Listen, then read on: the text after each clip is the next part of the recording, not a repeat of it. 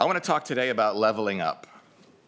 Leveling up is a concept in gaming in which a character experiences some sort of progression that usually entails unlocking new abilities, skills, or access to new items. I submit that Arlington enters 2020 not just as a new year or even a new decade, but actually at a new higher level. Our hard work and thoughtful planning have paid off. We've leveled up. 2020.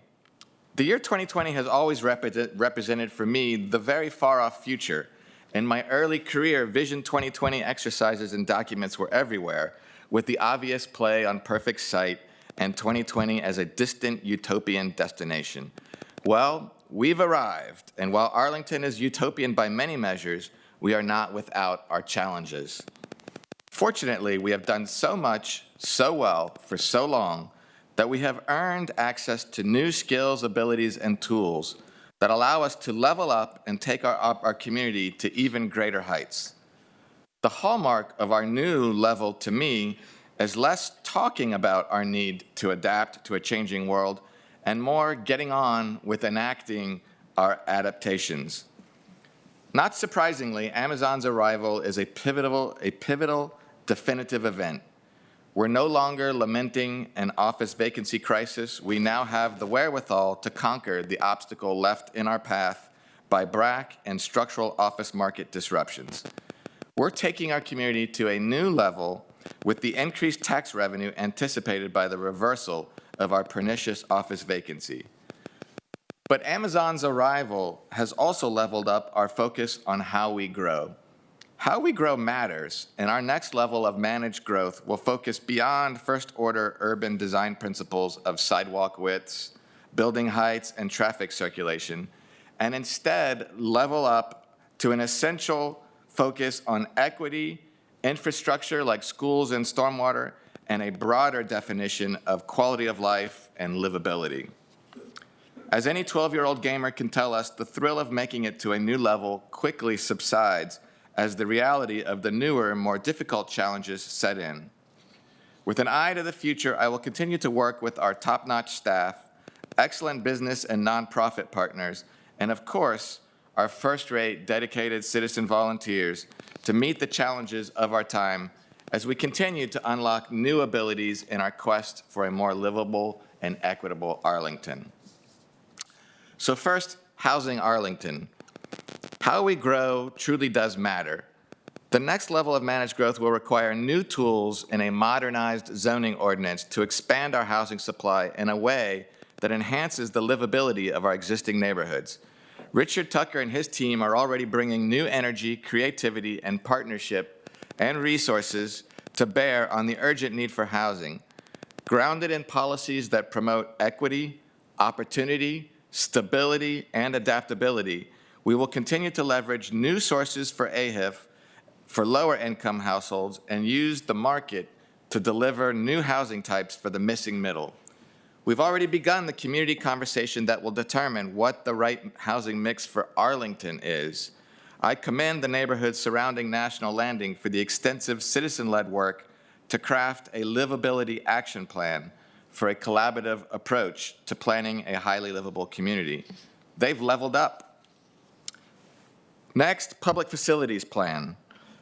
Under the direction of the JFEC 2x2 Leadership Committee, earlier last year, APS and county staff began the development of a long-range, comprehensive community facilities, public facilities plan to guide the collaborative, creative, timely, and efficient siting and development of county and schools facilities. Known as the PFAC, this PFAC framework acknowledges the constant tension between urgent, real-time needs for school seats of a particular type in a specific quadrant of the county by date certain, and the overwhelming desire to plan for school sites in a holistic manner that can only be done when thinking beyond a 5 or 10-year timeline. I will continue working with Matt Ladd of our CPHD staff and our APS counterparts, including Robert Ruiz and JFAC Chair Greg Greeley, to finalize the scope and begin drafting this next level plan by July of this year. The goal of the PFAC is to have options for seats in a master plan so that when we need them as our school population grows, we have a simplified site selection process for schools and county leaders to choose the best available site according to agreed upon criteria while avoiding pitting neighbor versus neighbor. Next is our community energy plan. A huge milestone for leveling up was the adoption this past summer of a major update to our CEP, which commits us to achieving carbon neutrality by 2050. This is not an aspirational goal, but a true commitment that I intend to work with Demetra McBride's AIR team to ensure we complete. The forthcoming implementation plan will incorporate goals for buildings, resilience, renewable energy, transportation, county government actions, and education and human behavior. I also share community-wide excitement that our General Assembly in Richmond has also leveled up this year. I know our incomparable Legislative Director, Pat Carroll, is already working with our delegation on legislation for renewable energy and tree conservation, among others, to help reach our goals. Next, then, is biophilic design. Speaking of trees, resiliency, livability, and leveling up, reconnecting our built environment with nature is a new paradigm that will redefine the future of city life. More than just adding greenery, biophilic design incorporates patterns of nature into both private and public realms, bestowing the benefits of beauty, stress reduction, higher productivity, better health, and greater resiliency. I also want to focus on small business. I join Mr. Schwartz, our county manager, and all my colleagues in welcoming our new Director of Economic Development, Telly Tucker. If landing Amazon was the penultimate final test of our last level, a reinvigorated focus on small women and minority-owned businesses known as SWAM, and that's not small women, that's small, comma, women and minority-owned businesses, will be the hallmark of our next level of equitable economic development. BizLaunch, led by Tara Palacios, will conduct a local strategic campaign to highlight and profile our small businesses, culminating in a celebration of Small Business Month in May with the inaugural launch of the Commonwealth of Virginia's Swamy Awards. With new leadership at AED, I look forward to a deep dive conversation on what technical, financial, and regulatory assistance would help both cherished legacy businesses and entrepreneurial startups to level up. Innovation. Finally, a key advantage of leveling up is the ability to take on calculated risk in pursuit of innovative solutions, as our chair just discussed. For me, innovation is doing things differently or doing different things to solve our problems, usually aiming for a better outcome. I look forward to working with Chair Garvey to identify the barriers that keep risky ideas from the launch pad.